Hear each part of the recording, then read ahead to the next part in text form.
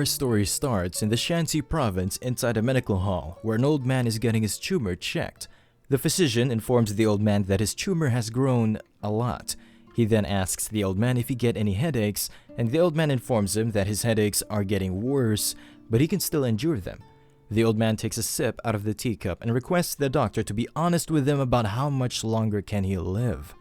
The physician says that his inner key is protecting his blood vessels for now, but soon he will lose his mind from unbearable pain, and one day he will not be able to wake up. The old man thanks Physician Sok for everything he has done for him until now, and he will not be visiting him again since his time is near. Before going back, the elder tells Physician Sok to come to their manor for some food while he's alive. Physician Sok has no words to comfort the dying old man, so he wishes him best of luck for his remaining life. On his way, Liu Jinshan is moving through a sakura tree. He is thinking that he has no time left, so he should start sorting things out. Everything he has built in his entire life. His precious Liu family. He trained his sons to the best of his ability, and now his precious Liu family will be continued by his sons and his grandchildren. He has no regrets, however it's a shame that he won't be able to see his youngest granddaughter Seol grow up. She is a special child born with the immortal sound body constitution. She's a talented child who will definitely bring glory to the Liu family when she grows up.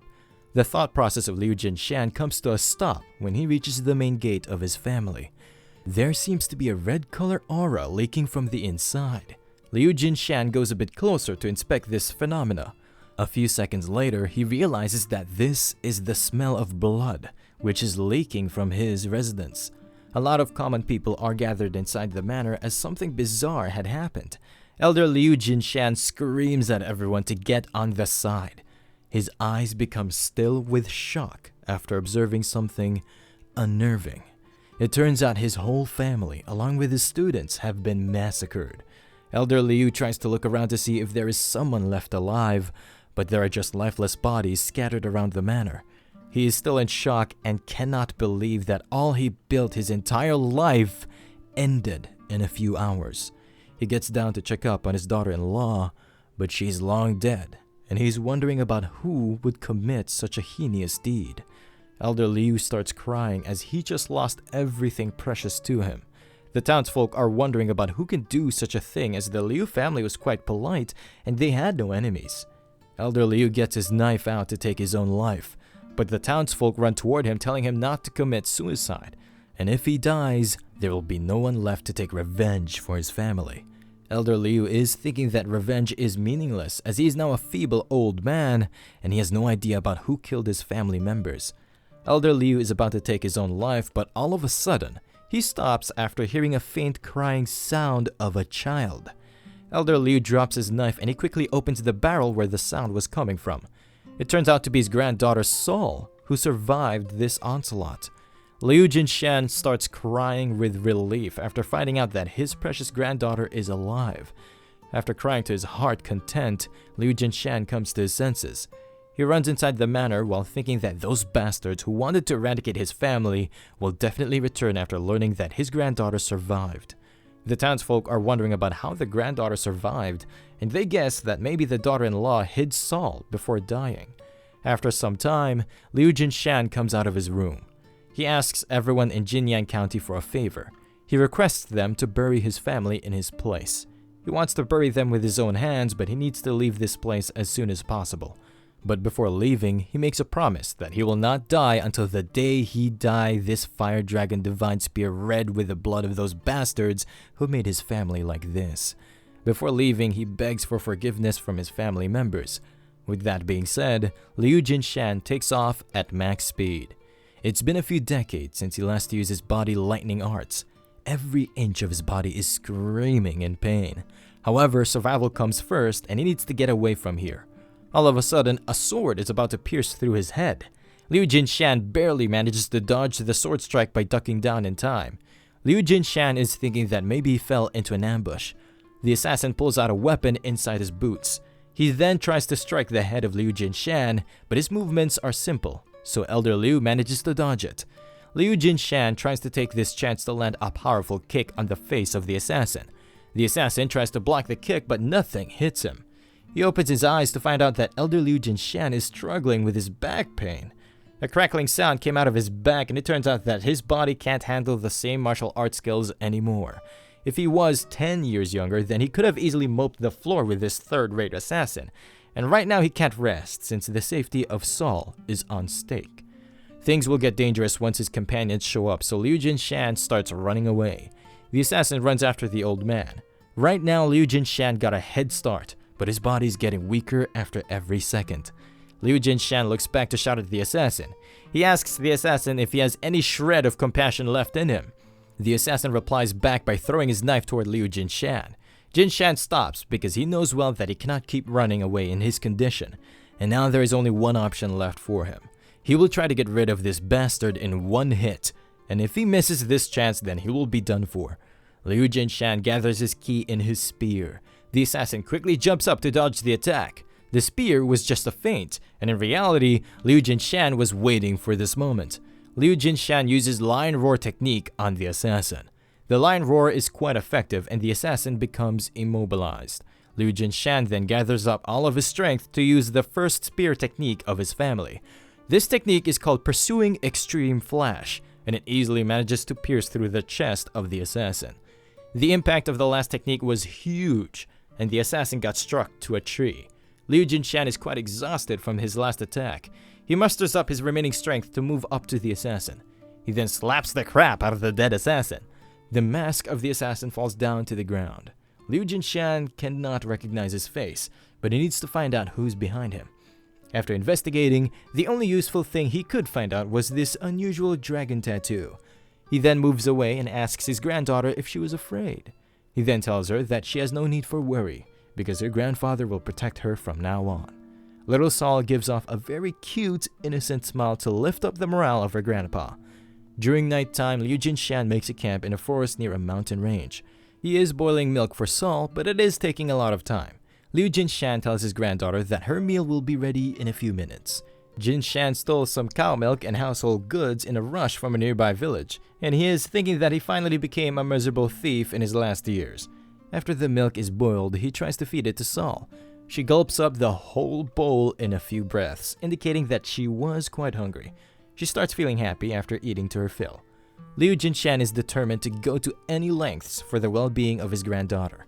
All of a sudden, he gets a weird sensation in his head. The milk bowl drops from his hands, and he starts feeling extreme pain due to his tumor. He never had a painful headache like this before. The pain becomes unbearable, and Liu Jinshan gives out a loud cry. All of a sudden, he remembers that the physician told him that soon he will lose his mind from unbearable pain, and he will not be able to wake up the next morning. Seol becomes worried about her grandpa while he's trying his best to hold back the pain. All of a sudden, he remembers that the physician gave him a pouch of medicine. The physician further informed him that this is a poison called nerve suppression pill. The poison from this nerve suppression pill can suppress his tumor and prolong his life for now. But the physician guided him to only use this in case of an emergency. In the present, Liu Jinshan tries to take out the pill, and he's well aware about this poison. It's a drug used to torture prisoners by causing extreme pain without killing them. Even a strong martial artist would feel pain as if his entire body is falling apart. However, he will die if he don't suppress the tumor with this poison. He can't die right now and leave Seol behind. Liu Jinshan gulps up the poison-suppressing pill. The poison ki starts spreading through his body at an alarming rate. In a few seconds, he starts feeling new heights of pain. He keeps on suffering for hours to no end. At last, he passes out after giving out a loud scream. Liu Jinshan wakes up after some time, and he's wondering about how much time has passed. Fortunately, the poison ki seems to have subsided for now.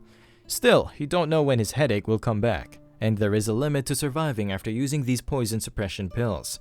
He has to stay alive at least until he can ensure the safety of Seol. There is still a way to attain a body that can cure the tumor and protect Seol from danger. He needs to do body reconstruction. The reconstruction of the bones and flesh in one's body to create a body best suited for performing martial arts is called body reconstruction. However, in order to unclog the conception vessel for body reconstruction, a total of 180 years of inner ki is required. His inner ki is at 150 years worth now, and he's wondering if he can hold on with his body. If he starts training now, then it will take a lot of years. Until yesterday, he had no regrets about life. But right now, there is only one thing in his mind. Liu Jinshan promises to himself that he will never die until his granddaughter grows up. After a few days, Liu Jinshan arrives at a village. He has been eating grass roots for the past few days. He tells his granddaughter that he knows that she is hungry. She just needs to wait a bit longer and soon they will have their bellies full. All of a sudden, he gets attracted by a faint smell of cooking meat. A pot full of chicken is being cooked near an abandoned house. 3 beggars are cooking their whole chickens inside the pot, and they are finally happy to have such a luxurious meal to themselves.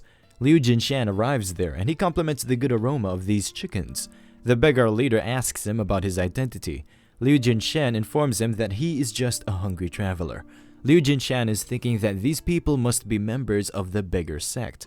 Looking at the knots around their waists, one of them is a first-ranked disciple and the other 2 are second rank. If he is lucky, then he can get some information from them as well. Liu Jinshan asks them if they can share a bowl with him, and one of them says that he had no idea that he will live to see a day where a nobleman will share bowl with some lowly beggars. Another beggar tells Liu Jinshan to piss off, and he should have some shame before asking the poor beggars for food. But one of his friends stops his yapping mouth while telling Liu Jinshan to take a seat.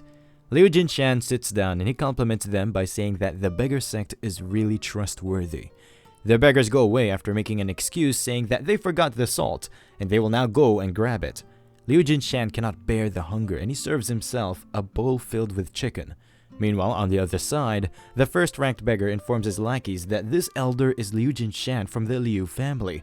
He suggests that they should catch him, but his friends say that Liu Jinshan is an expert, so maybe they should not do something reckless. The first-ranked beggar assures them that Liu Jinshan is just a bag of bones right now, and he won't have enough strength to swing his weapon anymore. In the end, they decide to attack him at once on the signal of the first-ranked beggar. After a few minutes, the first-ranked beggar arrives back and he says that there was enough salt in the food, and these days his brain is not working well. But he becomes stunned after watching something. It turns out Liu Jinshan already finished everything, and he compliments the beggar for his perfect cooking skills. He further informs them that his granddaughter Seol is enjoying this broth as well. He then gives off a serious look to the beggar and he asks him if he wants to beat him up because he found out about the ones who killed his family. The first-ranked beggar becomes afraid as he is thinking that maybe Liu Jinshan heard their conversation. Without wasting any time, he orders his second-ranked lackeys to kill the old man. One of them tries to attack Liu Jinshan while telling him to think about this as an earlier trip to hell. Liu Jinshan pulls up his spoon. He then simply blocks the bamboo stick with the spoon. This didn't went well for the second-ranked beggar as his hand got messed up due to the impact of the last attack. The second beggar tries to attack Liu Jinshan from his blind spot, but all of a sudden, he stops in his steps. It turns out Liu Jinshan knocked him out with his spoon. The first-ranked beggar tries to kill Liu Jinshan in one go by striking him from above. Liu Jinshan pulls up one of his hands. He then breaks the bamboo stick with his bare hands. Liu Jinshan grabs the beggar by his neck. He then asks the beggar if the beggar sect asked him to do this. He further asks him if the beggar sect was behind the attack on his family. Liu Jinshan gives off a serious look, while telling the beggar that he will rip him apart right now if he dares to lie. The second-ranked beggar says that it's just a misunderstanding. They are not related to the culprit who attacked the Liu family. They are simply following the Alliance's wanted order. Liu Jinshan inquires about this wanted order. The second-ranked beggar pulls out a letter. The letter states that the patriarch of the recently destroyed Liu family has become mad after falling into a state of key deviation. The Alliance is issuing this wanted order to capture this killer who wanders around as a madman and takes the lives of innocent people. Liu Jinshan has no idea about why the Murm Alliance issued this kind of nonsense.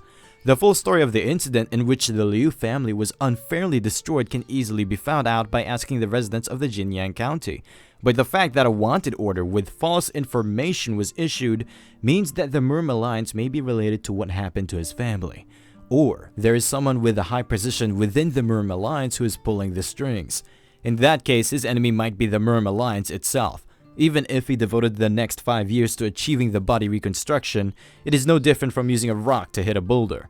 However, he needs to endure it. If it becomes clear that the Murm Alliance was the one behind his family's destruction, then he will destroy the Murm Alliance, which is like a mountain, and he will not rest until he can shatter it.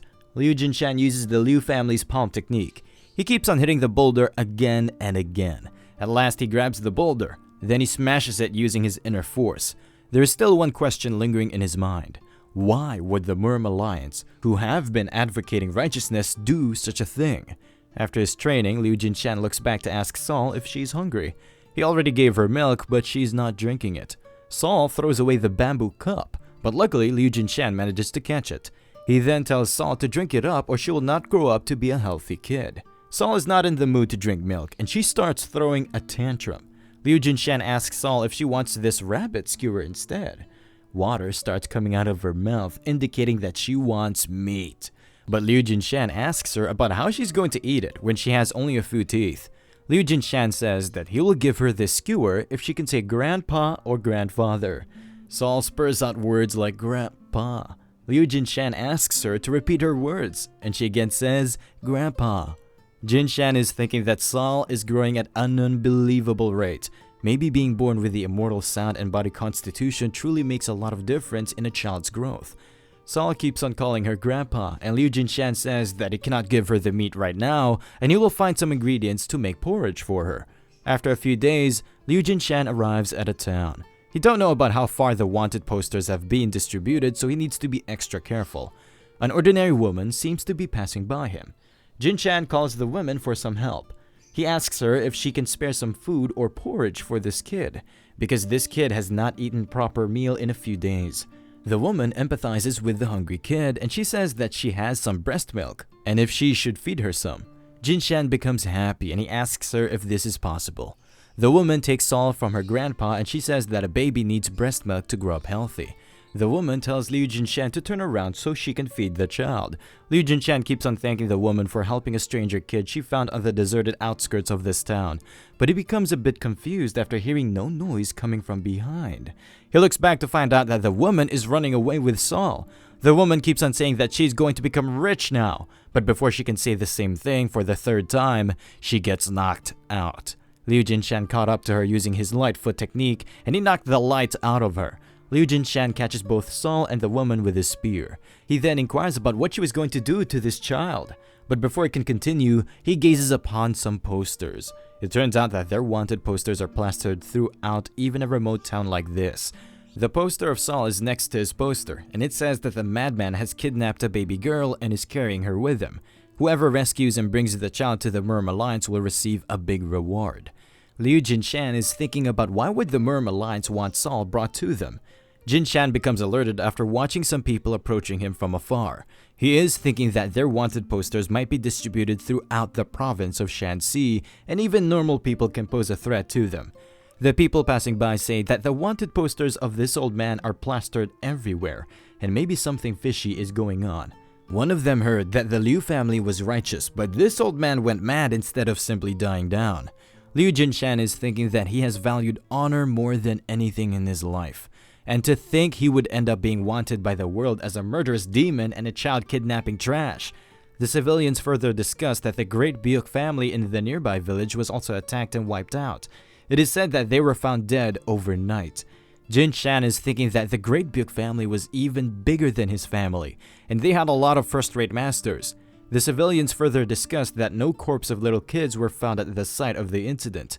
There are some people who claim that they saw the culprit taking the babies away.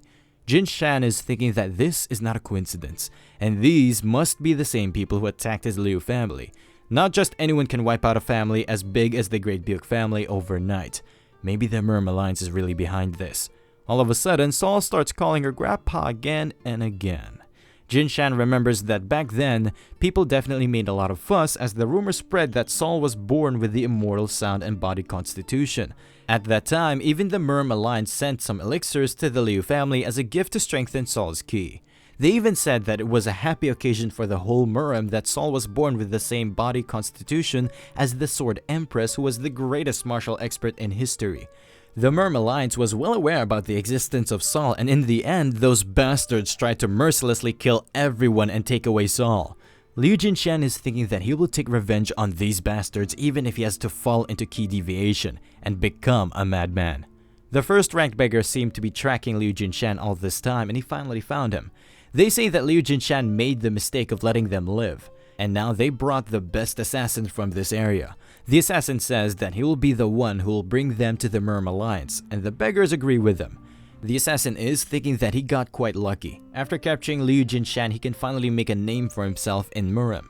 But all of a sudden, Liu Jinshan disappears. In just a few seconds, he appears right behind the beggars and the assassins. His face has completely changed, indicating that maybe he fell into key deviation and finally became a madman. He is about to finish them, but the voice of Seol stops him from doing so. The assassin and the beggars look back after hearing the voice of Seol, but they found nothing behind them. Meanwhile, Liu Jinshan is running away with his granddaughter. He is thinking that he is a fool. Back then, he was about to lose control of himself and go into key deviation. If he had killed those bastards just now, then he would have turned into a madman just like those Murmalites bastards wanted. Seol keeps on calling her Grandpa. Jinshan tells her to not worry as it won't happen again. Seol is worried about her grandpa, but she's too young to say something. Liu Jinshan thanks her because she just saved his life. After learning that the whole world was targeting him, Jinshan had to find a place where no one could find them. 2 months have passed since that incident. Seol was sleeping, but her grandpa wakes her up to tell her that they have finally arrived at their destination. This place turns out to be a shack, and Liu Jinshan says that this place looks like a palace after being homeless for months. This place has a well and a yard as well. Jinshan opens the main door to check if anyone is still in here. It's a place which has been empty for a long time, but it seems pretty clean. On closer inspection, he finds out that the furniture is also in good condition. He finds a precious-looking jade box, and he's wondering if there is anything precious inside which he can sell for money. There are 4 flying needles, and it looks like some inner key expert must have lived here before. There's also a 7-string zither on the wall, which indicates that the person who used to live here before must be a well-renowned man in the Murim. During nighttime, Liu Jinshan cooks some food for Seol. He enters the room and he asks his granddaughter if she was starving. Seol starts saying starving again and again, and her grandpa becomes happy after knowing that Seol is growing at a faster pace and she's learning new words. Liu feeds a spoon of broth to Seol. The happy face of Seol reminds him of the first time he fed his own son. After spending his whole life practicing martial arts, now he finally realizes how hard his daughter-in-laws must have worked to raise their kids. He is regretting that he could not cheer them on while they were alive. Thinking about the past, Liu Jinshan starts crying. Seol says that her grandpa is crying, and Liu Jinshan says that he was not crying and some smoke got into his eyes while he was cooking. Liu Jinshan makes an excuse and he goes outside to turn off the furnace. Seol sits still to wait for her grandpa to return. Liu Jinshan is sitting outside and he is thinking that he should not show his pathetic side to Seol. Right now he found a peaceful place and he will try his best to raise Seol to be a healthy child. The next day, Jinshan realizes that the weed field in the yard is quite fertile, and the well is nearby as well. He decides that this place is perfect for growing a vegetable garden and he starts working on plowing the field. He is going to plant a lot of vegetables for Seol. Liu Jinshan pulls up the rake to strike the ground with all of his force. But all of a sudden, a cracking sound comes out from his back, and he starts feeling pain. On his back, he hears something making fun of him. It turns out to be Seol, who is making fun of her grandpa, and she's mimicking the cracking sound of bones. Liu Jinshan is wondering how can Seol stand up on her own. He tells Seol to walk over to him. Seol tries to reach her grandpa, but she stumbles upon a tiny rock, and she's about to hit the ground. Liu Jinshan catches her on time, and he's quite happy with her progress. He then asks Seol if she wants to play with her grandpa around the house, and Seol agrees with him. Liu Jinshan equips her with his hat to protect her from the scorching sun, and both of them take a walk around the area. During nighttime, they return to their small cottage. Seol starts sleeping right away, indicating that she got really tired today. Liu Jinshan is thinking of feeding her some meat tomorrow, so he pulls out a spear from the closet. Jinshan uses his body lightning arts to mask his presence because the animals become more sensitive during the night. After some time, he finds tracks of a big elk. If he let him be, then this elk could ruin the garden he worked so hard to cultivate. Liu Jinshan starts tracking the elk, but he comes to a stop after hearing some voices. There are some people present deep in the forest, and Jinshan is wondering why there are humans this deep in the mountains. The commander asks his subordinates about why they are being so late, and if they got the toll tax from the escort caravan. After hearing their talk, Liu Jinshan thinks that maybe this mountain is a den for bandits. The bandit asks his subordinates about the whereabouts of the other bandits. The lackeys tell their commander that the caravan was being escorted by 2 Taoist priests from the Wudang sect this time. The commander asks them if their other brothers were killed by those bastards, and the lackey replies with a yes. The lackey further informs him that they somehow managed to kill a Taoist, and he was a second-generation disciple of the Wudang sect. The commander inquires about the other Taoist, and the lackey informs him that he ran away with his tail between his legs when their reinforcement squad arrived. The commander says that it's now over for them, and they should have killed the other Taoist as well. Liu Jinshan is thinking that the commander of bandits is correct, and these lackeys should have killed the other one as well to destroy the evidence. Now that these bandits messed with the Wudang sect, a punitive force will be deployed here, and there's going to be a bloodbath. This mountain is now home to him and Seol, so he needs to draw the line before they get involved. Liu Jinshan accidentally steps on a branch, and the bandit commander hears the crackling sound of the branch. He gets ready and he asks the person in hiding to come out.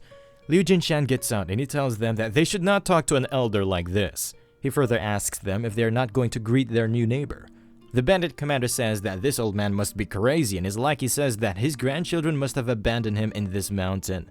The bandit commander informs Liu Jinshan that their Black Mountain Blade gang owns this mountain, and he further warns Liu Jinshan to piss off if he wants to die a natural death. Liu Jinshan says that a mountain cannot have an owner since it belongs to nature, and he tells them to warn their leader that an old man just moved into a house on the bottom of the mountain. Liu Jinshan leaks out some killer key to warn them to not set foot near his place or they're going to get annihilated. The bandits become afraid after getting exposed to Killer Key for the first time. They pay their respects to the elder and they say that they will immediately go to inform their leader. The bandit commander gets up and he says that this is what you thought we would say. Liu Jinshan says that he already knew they wouldn't simply follow his command.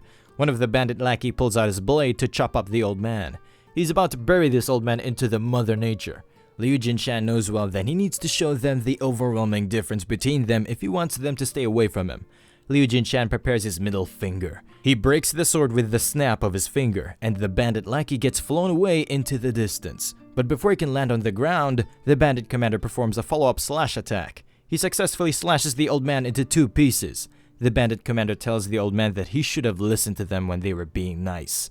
But all of a sudden, he gets alerted after finding out that this old man is standing well. Liu Jinshan gets ready to use the 4th palm move of his Liu family. He then strikes the back of the bandit with the back lightning strike. The bandit commander thinks that he got hit pretty hard. He starts screaming with pain, and Liu Jinshan tells him to stop exaggerating. The bandit commander checks his chest to find out that it is perfectly fine. He gets angry at the old man for making a fool out of him. He then leaps again toward the old man to finish him off, but all of a sudden, a tree behind him starts to bend. He looks back to find out that all trees behind them got swept away with the impact of the last attack performed by Liu Jinshan. Some trees got blown away pretty far. The aftermath of this attack looks quite messy. The bandits now know well that they are not up against a senile old man. Liu Jinshan only wanted to fix their manners, and he lets them off since it's their first meeting. All of a sudden, a huge bald man approaches them and he asks the old man about why he is letting them off. This baldy turns out to be the vice leader of the bandits, and he asks the lackeys if a landslide happened just now. Liu Jinshan compliments him by saying that he don't looks like a sophisticated type bandit, and it looks like he learned some martial arts as well. Vice leader shuns the other bandits for arguing with an old man. All they had to do was to split open his head. Liu Jinshan easily dodges the attack and he prepares Liu family's first palm technique. The axe of the vice leader strikes the ground. At the same time, Liu Jinshan uses traceless destruction technique on the vice leader. This technique packed quite a punch and it sent the vice leader flying into the air. The vice leader falls pretty far away from his initial position. Liu Jinshan then garners the attention of the other bandits by calling them out. Liu Jinshan tells them that he won't show mercy to them twice. They should get away and never show themselves in front of him again. But all of a sudden, he starts feeling a lot of pain because of the tumor. He falls to the ground and the bandits are wondering about what is going on. Liu Jinshan pulls out another poison suppressing pill and he cannot collapse here or there will be no one to take care of Seol, who is alone at home. The bandits are wondering about what the old man just ate. One of them says that maybe he took a nerve suppression pill, and the others say, why would this old man do that? The bandit commander tells his lackey that it's their chance to strike. The bandit commander strikes the face of Liu Jinshan with a kick. The bandits keep on pummeling him with kicks. The vision of Liu Jinshan is getting blurry with each kick he receives. After some time, Jinshan wakes up to find out that the bandit leader is smacking the shit out of his lackey who previously beated him. The bandit commander asks his leader about why he's beating him. The bandit leader keeps on pummeling him after asking him if he's retarded. He asks the commander about how he can tie up this elder like this. and Liu Jinshan is wondering about why he is still alive and how much time has passed. He needs to get out because Seol is alone at home. The bandit leader looks back to find out that Liu Jinshan is back to his senses. Liu Jinshan has no idea why this bandit left him alive. The bandit tells the elder that his kids have been very rude towards him. The bandit leader apologizes to him in place of his underlings. Liu Jinshan got a rough idea about what this lazy bandit bastard is thinking, but he's not free to play along with him. They locked him up in steel chains so it wouldn't break without a weapon imbued with internal arts. The bandit leader says that he would have came to say hello by himself if he knew that his elder neighbor was getting bored, and Liu Jinshan tells him to release him first if he's really feeling so sorry. The bandit leader shouts at the bandit commander to bring the keys, and the bandit commander quickly pulls them out. As soon as the bandit leader unlocks the chains restraining his legs, Liu Jinshan kicks the bandit leader. The bandit leader gets thrown away due to the impact, and he's thinking that he was correct. This oldie has an enormous amount of internal ki. Liu Jinshan puts some of his ki into his hands to free himself. He manages to break the wooden log restraining him. The vice captain tries to chop him up, but he gets kicked in the guts, which sends him flying out of the room. Liu Jinshan lands outside along with the vice captain. The vice captain still has some gas left in him. Liu Jinshan uses the soft face of the vice captain to jump up in the air. Liu Jinshan had no idea that this den will be jam-packed full of bandits. The archer unit of the bandits get ready to take down Liu Jinshan. It's going to be difficult for Liu Jinshan to dodge all arrows, and he's prepared to lose at least one of his arms in this conflict. The archers get ready to strike Liu Jinshan, but the bandit leader orders them to let him go. Liu Jinshan takes this chance to fly over the bandit camp. He lands right outside the encampment, and then he runs into the forest. On his way, he's wondering if Seol is alright. Meanwhile, inside the camp, the bandit leader is thinking that the key of this elder was on another level. He jumped over a wall in a single leap. The vice leader asks him about why he let him go. He further says that maybe this old geezer was behind the recent disappearance of their men in the mountain. The bandit leader tells him to shut up as he's trying to clean up the mess they made. He further says that the fate of the Black Mountain Blade now depends on that geezer. Meanwhile, on the other side, Liu Jinshan just arrived at the cottage. He looks around to check if a mountain beast wandered in here in his absence. Seol comes running toward her grandpa and she is crying. Liu Jinshan hugs Seol and he tells her to not worry about anything. Seol gives out a croak sound and Liu Jinshan tells her to stop croaking. He pulls her up to find out that the croaking sound was coming out of a frog Seol is carrying. Liu Jinshan compliments his granddaughter for being talented since she managed to catch a frog by herself. He says that she must be hungry and he will make something good for her. All of a sudden, he stops to look at someone. He tells the person that came to meet him that he already warned them and perhaps they are here to see it until the end. The bandits get down and they start begging for forgiveness. Liu Jinshan knows well that he cannot be entangled with these bastards, so he tells them to leave. The bandit leader comes out with his spear. He says that he personally came here to return it since it looked quite precious.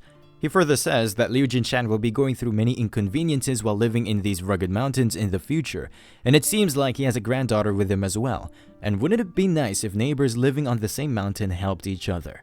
Liu Jinshan replies by saying that he knows well about their petty tricks. Since they messed with the Wudang sect, their destiny right now as the Black Mountain Blade is like a candle in front of the wind.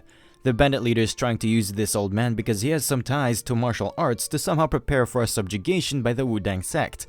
He tells them to step away as their tricks are not going to work on him. The bandit leader asks Liu Jinshan to forgive them if they were rude, and he tells him to find them in the mountains if he wants something. They brought a bag as an apology to the elder, so they leave it in front of him. With that being said, the bandits start heading back to their base. Seol got inside the bag while Liu Jinshan was wondering what did those bastards leave behind. Liu Jinshan pulls back his granddaughter from the suspicious bag, but it turns out she already found something interesting inside, which is a poisonous snake. The snake tries to bite her, but Liu Jinshan kills him by smacking his head with ki. He is wondering if the bandits put it inside to kill him or if they wanted to help him improve his resistance to poison. At the same time, toddler Seol is cheering for her grandpa. But still, the bandits are not completely rude as they left behind some meat and other things to eat. Liu Jinshan starts cooking the meat right away. Both grandpa and the granddaughter take their sweet time to gulp up the food. They got their hands on such good ingredients after a long time, so both of them accidentally overate the meat. All of a sudden, Liu Jinshan gets up as it is not the time to be leisurely resting.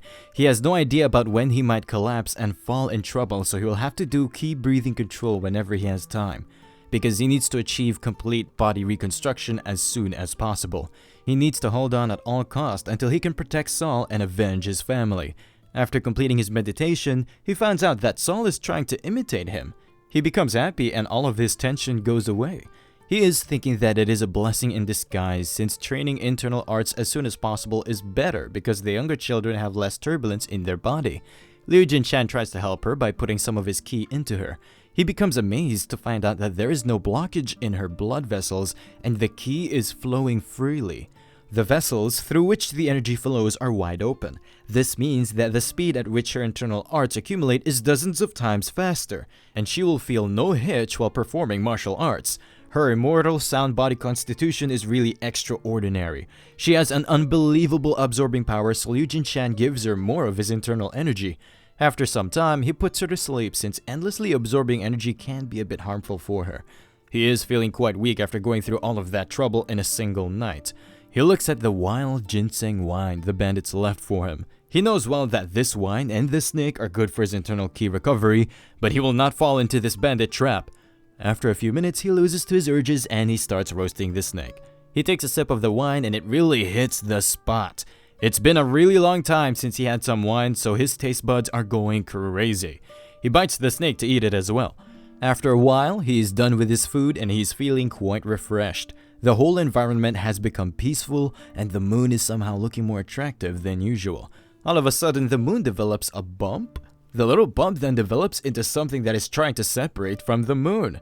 Liu Jinshan becomes so amazed that he accidentally overfills his cup of wine. The strange wisp-like thing starts descending. The old man is thinking that maybe it's a will of the wisp, or maybe he's overly drunk. He starts running toward it since he wants to see it up close. He chased after the wisp as if he was possessed by something. In the end, he found out something from a legend that he heard from adults long ago.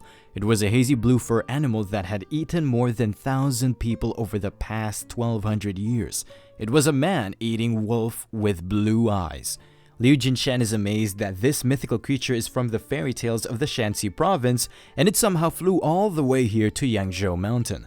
Since he is together in this mountain with this mythical bastard, so he has only two choices. Either he runs away from here with Seol, or kill this monstrosity at all cost. The blue wolf tries to bite Liu Jinshan after getting alerted by his murderous energy. Liu Jinshan prepares his fist for the first technique of the Liu family. He then strikes the blue wolf with his fierce dragon grappling strike. Blue wolf gets thrown up in the air. Liu Jinshan is thinking that the head of the blue wolf just felt like a lump of iron, and it's too difficult to fight this monstrosity with his bare hands. Blue wolf is back on the ground and he suffered no major injuries from the last attack. Liu Jinshan could have made a difference if he fought the blue wolf with his spear. Blue wolf leaps toward Liu Jinshan for a second bite attack. Liu Jinshan was prepared to block his attack, but the blue wolf jumped over him. Liu Jinshan now knows that this bastard is not a dumb creature. It has a working brain and right now he's heading for his shack. Maybe he got attracted to the ki of Seol. The blue wolf is heading for the shack at max speed. Liu Jinshan is right behind him. Liu Jinshan slides below the blue wolf as he was about to attack the shack. He then kicks the belly of the blue wolf from below. Blue wolf gets launched into the air for the second time. This time he suffers a little bit of damage after hitting the ground. Liu Jinshan seizes this opportunity to get inside the shed. The blue wolf gets back on his feet and he's ready to attack the shack once more. But before he can do anything, Liu Jinshan comes out of the house carrying his spear. He imbues his spear with his internal energy and he tells the blue wolf to get ready for round 2. Both of them do a standoff for a moment, but out of nowhere, the blue wolf withdraws from the battle. Liu Jinshan becomes confused after watching it, since the blue wolf is famous for not giving up once it sets its eyes on its prey. Maybe he went into hiding to wait for a chance to get rid of him along with Seol. The next morning, Liu Jinshan is thinking that he would not have avoided a bloody battle if it was only him, but it's too dangerous since he cannot leave behind Seol and fight to his limit. He is leaving this place, but he has some regrets since he just barely finished plowing the field, and he has no idea about where he can go after abandoning this place. Those mountain bandits will be in danger as well. They are quite courteous last time, and at least warning them before leaving will be the right thing to do. After some time, Liu Jinshan arrives at the bandit camp, but its wall has already been broken. He is thinking that maybe that blue wolf bastard already ravaged through this camp. The bandit leader comes out to greet the elder and he says that he knew that the elder will come here at least once. The Black Mountain Blade Bandits leader officially introduces himself as Pung Ho. Liu Jinshan says that he came here to warn them, but the blue wolf was one step ahead of him. And Pung Ho says that the blue wolf has set its eyes on this place. Liu Jinshan says that it is weird for a wolf to openly attack a bandit encampment, and Pung Ho says that the blue wolf enjoys killing people rather than eating them as food. He further says that wolves don't usually do this type of thing, and this bastard is not a beast, but a demon.